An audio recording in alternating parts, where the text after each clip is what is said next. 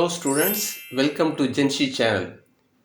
So இன்றைக்கி நம்ம சமச்சீர் கல்வியிலேருந்து ஏற்கனவே ஃபஸ்ட் பார்ட்டில் சோர்சஸ் ஆஃப் மிடிவல் இந்தியா பார்த்தோம். நம்ம இன்றைக்கி யாரெல்லாம் அதை ஃபஸ்ட் பார்ட் பார்க்கலையோ அவங்க கீழே உள்ள டிஸ்கிரிப்ஷனில் போய் லிங்க்கை கிளிக் பண்ணிங்கன்னா அதை பார்க்கலாம். இப்போ பார்ட் செகண்ட் பார்க்க போகிறோம். So sources of medieval India. Coins, நாணயங்களை பற்றி அவங்க என்ன குறிப்பிடுறாங்க? The picture and the legend on the coins convey the names of kings with their titles and portraits, events, places, dates, dynasties and logos. அந்த பிக்சரில் அந்த நாணயத்தில் என்ன குறிப்பிடுறாங்க அப்படின்னு சொன்னால், அந்த அரசரோட பேர், அவங்களுக்கு கொடுத்த பட்டம், அவங்க எந்த நிகழ்ச்சியில் நடந்துச்சு, எந்த இடத்துல நடந்துச்சு, எந்த டேட்டில் நடந்துச்சு, எந்த அரசாங்கத்தில் நடந்துச்சு, அதோட அரசாங்க முத்திரை என்ன, எல்லாமே அதில் குறிப்பிடப்பாடு இருந்துச்சு அந்த காயினில், நாணயங்களில். இந்த composition of metals in the coins give us information on the economic condition of the empire. அந்த மெட்டல்ஸில் என்ன ஒரு குறிப்பிட்டப்பட்ட விஷயம் என்ன அப்படின்னா, அன்னைக்கு உள்ள பொருளாதார சூழ்நிலை எப்படி இருந்துச்சு, அந்த பேரரசர்களோட காலத்தில் அந்த காயினில் அப்படி என்ன விசேஷமாக இருந்துச்சு அப்படின்றத குறிப்பிட்டிருந்தாங்க. Mention of kings achievements like military conquest, territorial expansion, trade links and religious faith can also be found in the coin. அந்த நாணயத்தில் அரசர் என்னென்னலாம் சாதனை பண்ணார், மிலிட்ரி மூலமாக எந்தெந்த நாடுகளை கைப்பற்றினார், அவருடைய அரசாங்கத்தை எந்த அளவுக்கு விரிவாக்கினார், ட்ரேட் லிங்க்ஸ், அவருடைய வணிகம் எந்த அளவுக்கு சிறப்பாக இருந்துச்சு, அப்புறம் மத சார்பற்ற விஷயங்கள் இருந்தாலும் மதம் சம்பந்தமாக உள்ள நம்பிக்கை, அதுக்கும் முக்கியத்துவம் கொடுக்குற விஷயங்கள் எல்லாமே அந்த நாணயத்தில் குறிப்பிடக்கூடிய வகையில் இருந்துச்சு. Muhammad Ghori has stamped the figure of goddess Lakshmi on his gold coins and had his name inscribed on it. இப்போ படத்தில் தெரியுது பார்த்தீங்களா, லக்ஷ்மி காயின் ஆஃப் கார். அது அந்த அரசர் காலத்தில் அவங்க கடவுள் லட்சுமியை அந்த காயினில் அழகாக சிற்பமாக வடித்து அதில் தெரிவிச்சிருக்காங்க. This coin tells us that this early Turkish invader was in all likelihood liberal in religious outlook. So அதை இந்த காயின் என்ன சொல்லுது அப்படின்னா, இந்த டர்க்கிஷ்காரவங்க இங்கே வரப்ப அவங்களுக்கு நம்ம இந்த மாதிரி விஷயங்கள்லாம் தெரியக்கூடிய வாய்ப்பை இந்த ஒரு மதம் விஷயம் நம்மளுக்கு புரியக்கூடிய வகையில் இருந்துச்சு. Copper jitals are available for the study of the period of the Delhi Sultan. Silver tanka introduced by Iltutmish. Alauddin Ghaji's gold coin, Muhammad bin Tughlaq's copper token currency are indicative of coinage as well as the economic prosperity or otherwise of the country of the time. இந்த படத்தில் குறிப்பிடப்பட்ட coins of Golgi, இது copper coin. இதுலேயும் பார்த்தீங்க அப்படின்னு சொன்னால் வரலாற்று நிபுணர்கள் இதன் மூலமாக அந்த நாட்டில் என்னென்ன நடந்துச்சு, டெல்லி சுல்தானை பற்றியும், அப்புறம் அந்த நாட்டு அரசர்கள் அவங்க எப்படி சொல்லியிருக்காங்க, கோல்டு காயினில் என்ன மாதிரி முத்திரையை பதிய வச்சுருக்காங்க, இது எல்லாமே இந்த காயினை அவங்க கரன்சியாக கூட நம்ம எப்படி கரன்சியாக பயன்படுத்துகிறோம், ரூபாய் நோட்டாக, அந்த மாதிரி அவங்க பயன்படுத்திட்டாங்க. இது எது குறிப்பிடுது அப்படின்னா, அந்த பொருளாதாரோட வளர்ச்சி எப்படி இருந்துச்சு அந்த காலத்தில், அப்புறம் அந்த நாட்டோட நிலவரம் எந்த வகையில் இருந்துச்சு, மக்கள் சிறப்பாக இருந்தாங்களா, அவங்களுக்கு வேணுங்கிறத அரசர் செஞ்சாரா, எல்லா விஷயத்தையும் குறிப்பிடக்கூடிய வகையில் அமைஞ்சிச்சு. ரிலீஜியஸ் லிட்ரேச்சர், மதம் இலக்கியம் அங்கே எப்படி இருந்துச்சு, அந்த அரசர்கள் அதுக்கு முக்கியத்துவம் கொடுத்தாங்களா. Devotional movement in South India and later in north resulted in the development of Bhakti or development devotional literature. அந்த காலத்தில் தென்னிந்தியாவில் கடவுளுக்கு பக்தி மேலே ரொம்ப மார்க்கமாக இருந்து அது நார்த் மூலமாக பல இடங்களுக்கு போய் அது மக்கள் அந்த இறை நம்பிக்கையின் மூலமாக சிறப்பாக செயல்பட்டதுக்கான குறிப்பீடுகள் அந்த இலக்கியத்தில் சொல்லியிருக்காங்க. The Chola period was known as the period of devotional literature and works such as Kambaramayanam, ஷேக்கிலாஸ் பெரிய புராணம், நாலாயிர திவ்ய பரந்தம், composed by 12 Alvars and compiled by Nathamuni Thevaram, composed by Appar. அந்த சோழ ராஜ்யத்தில் அவங்க இந்த டிவோஷனல் மதத்துக்கு ரொம்ப முக்கியத்துவம் கொடுத்தாங்க. இலக்கியத்தில் அதை பற்றி தெரிவிச்சிருக்காங்க. அவங்க எழுதின விஷயங்கள் எல்லாமே கம்பராமாயணமாக இருக்கட்டும், இல்லை சேக்கிலாரோட பெரிய புராணமாக இருக்கணும், இல்லை 4000 திவ்ய பிரபந்தமாக இருக்கட்டும், இது எல்லாமே 12 ஆழ்வார்கள், அந்த இறை தூதர்கள், இறை விஷயத்தெல்லாம் வந்து தொகுத்து நிறைய விஷயங்களை அவங்க தெரியப்படுத்தியிருக்காங்க.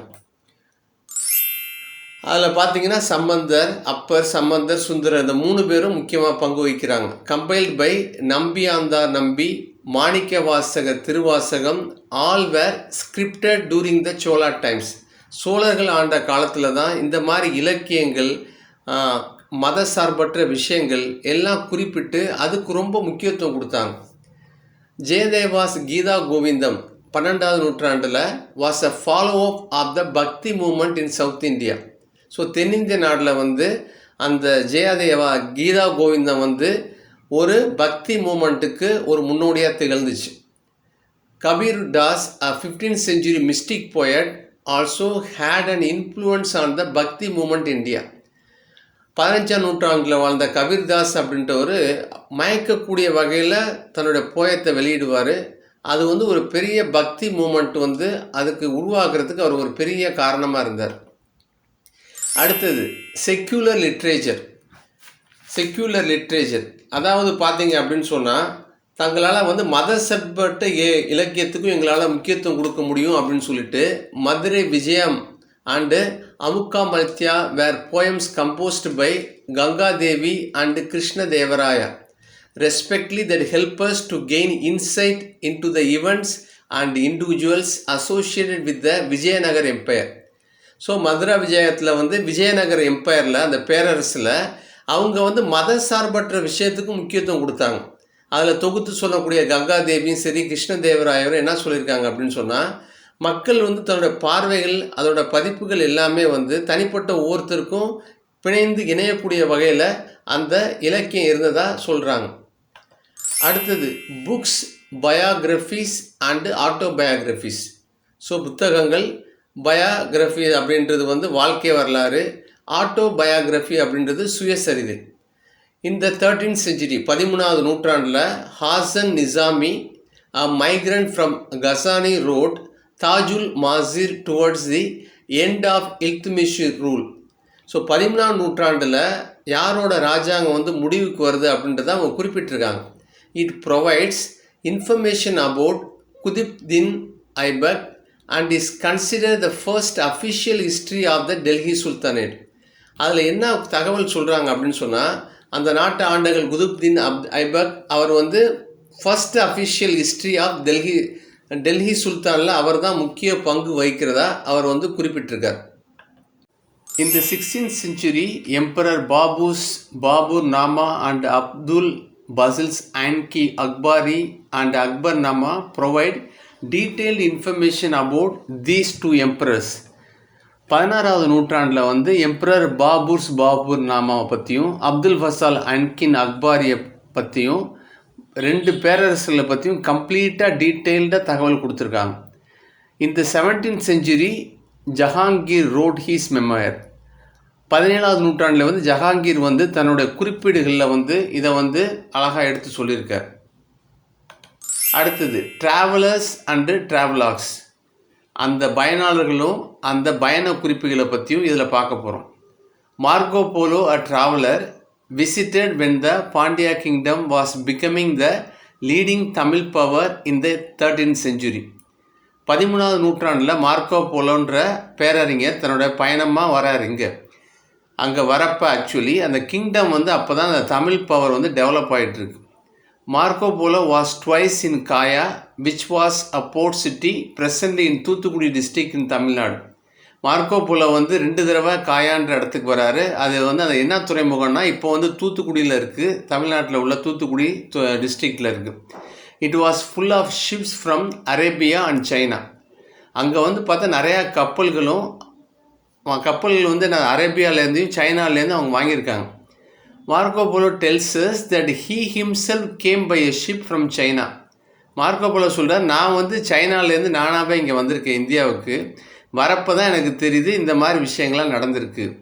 According to Marco polo thousands of horses were imported into southern India by sea from Arabia and Persia. Marco Polo பேரறிஞர் அவர் சொல்கிறத பார்த்தோம் அப்படின்னா ஆயிரக்கணக்கில் குதிரை வந்து சதன் இந்தியாவுக்கு வந்திருக்கு. எப்படி அப்படின்னு சொன்னால் துறைமுகம் வழியாக கடல் பயணம் மூலமாக அரேபியாவிலேருந்தையும் பெர்ஷியாவிலேருந்தும் அவங்க வாங்கியிருக்காங்க நம்ம நாட்கள். ஓகேவா? இதுதான் வந்து அந்த பயண குறிப்பில் அவங்க தெளிவாக குறிப்பிட்டிருக்காங்க. அல்பெர்னி a learned man and a scholar. அல்பெர்னி அப்படின்றவர் நல்லா படித்தவர். அவர் வந்து ஒரு பெரிய அறிஞர். Travelled all over India trying to understand India and her people. அவர் வந்து அறிஞர் வந்து பல நாட்டுக்கு பிரயாணம் பண்ணுறார். குறிப்பிட்டு இந்தியாவுக்கு வரப்போ அவர் என்ன பண்ணுறாரு, இந்திய மக்கள் எப்படி அப்படின்றத அவர் தெரிஞ்சுக்கிறதுல ஆர்வமாக இருந்தார். He learnt Sanskrit and study the philosophy of India. அவர் வந்து சமஸ்கிருத மொழியையும் தத்துவம் ஃபிலாசபி ஆஃப் இந்தியா அதையும் கற்றுக்கிட்டு in his book Tahqiq in Hind Alberuni discuss the Indian conditions, system of knowledge, social norms and religion. அவர் தன்னுடைய கருத்துக்களை வந்து தன்னுடைய புஸ்தகத்தில் குறிப்பிடும் போது என்ன சொல்கிறார் அப்படின்னா, இந்திய நாட்டில் நிலவரம் எப்படி இருந்துச்சு, அவங்க அறிவை வந்து எப்படி கற்று தேர்ந்து தெளிவடைஞ்சிருந்தாங்க, அவங்க சமூகத்தில் அவங்களோட வரைமுறைகள் திட்டங்கள்லாம் எப்படி இருந்துச்சு, மத சார்பற்ற விஷயங்களும் சரி மதங்களை உள்ளடக்கிய விஷயங்களையும் அவங்க எப்படி கையாண்டாங்க, இது எல்லாத்தையும் அவர் தன்னுடைய பயண குறிப்பில் சொல்கிறார். Iban Battuta 14th century and Arab பான் Moroccan scholar traveled from Morocco right across North Africa to Egypt, then to Central Asia and India. இப்னு பத்தான்றவர் 14வது நூற்றாண்டில் அரபில் வாழ்ந்தவர் வந்து அந்த ஒரு பெரிய மொரோக்கோன்ற அறிஞர் வந்து மொரோக்கோலேருந்து அப்படியே நார்த் ஆஃப்ரிக்காவுக்கு போயிட்டு அப்படியே எஜிப்டுக்கு வந்து அப்புறம் central Asia and India, so மத்திய ஆசிய நாடுகள் வழியாக இந்தியாவுக்கு வரார். His travel contains rich details about the people and the countries he visited. அவர் தன்னோட பயண குறிப்பில் ரொம்ப முக்கியம் வாய்ந்த விஷயங்களை வந்து மக்களை பற்றியும் அந்த நாடை பற்றியும் தன்னோட சந்தித்த அனுபவங்கள் விஷயத்தையும் வந்து தொகுத்து சொல்லியிருக்கார். According to him, Egypt was a rich then because of the whole of the Indian trade with the West passed through it. அவர் என்ன சொல்கிறாருன்னா, எகிப்து நாடு வந்து ரொம்ப பணக்கார நாடாக இருந்துச்சு. அங்கே வந்து இந்திய வர்த்தகம் வந்து அப்படியே மேற்கத்திய நாடுகள் பூராவும் போயிட்டு மறுபடியும் அப்படியே வந்துச்சு. He tells us of caste in India and the practice of sati. இவர் குறிப்பிட்ட ஒரு விஷயம் வந்து எல்லாத்தையும் கொஞ்சம் ஷாக் ஆகிற மாதிரி இருக்குது. அதை தான் வந்து உண்மையை எழுதுறார். அவர் வந்து காஸ்ட் சிஸ்டம், காஸ்ட் மக்கள் வந்து இந்த ஜாதியின் பேரில் எப்படி இந்தியாவில் பிரிக்கப்பட்டிருந்தாங்க, அப்புறம் ப்ராக்டிஸ் ஆஃப் சதி. சதின்றது எப்படின்னா, ஆண்கள் கணவர் இறந்துட்டார்னா பெண்களும் வந்து அப்போ கணவனுடைய எரி மூட்டக்கூடிய விஷயத்தில் இவங்களும் உளுந்து இறந்து போயிடுவாங்க. அதுக்கு தான் வந்து சதி ஏறுதல் அப்படின்னு சொல்லுவாங்க. இந்த மாதிரி சில சமூக விஷயங்களையும் அவர் குறிப்பிட்டிருந்தார். We learned from him that Indian merchants were carrying on a brisk trade in foreign ports and Indian ships in the seas. அவங்க சொல்லிக்கூட கருத்துக்கள் என்ன அப்படின்னா, இந்திய நாட்டில் உள்ள வியாபாரிகள் வந்து சிறப்பான ஒரு தொழில்நுட்பங்களை கொண்டு வெளிநாடுகளில் உள்ள துறைமுகங்களும் இந்தியனுடைய ஷிப் தன்னுடைய கப்பல்கள்லாம் வந்து அந்த இடங்கள்லாம் அவங்க பயன்படுத்தியிருக்காங்க. He describe the city of Delhi a vast and magnificent city. அவர் என்ன குறிப்பிட்றாரு அப்படின்னா, டெல்லி வந்து ரொம்ப பெரிய விஷயமா இருந்துச்சு, பார்க்கவே ஒரு கொஞ்சம் ஆச்சரியமூட்டதாகவும் அதிசயமூட்டக்கூடிய விஷயமா இருந்துச்சு. Domingo Paes a Portuguese traveller visited the city in 1522. ஸோ போர்ச்சுகீசிய பயனாளர் வந்து டாமின்கோ பேஸ் அவர் வந்து 1522 விசிட் பண்ணுறாங்க இந்த சிட்டியை.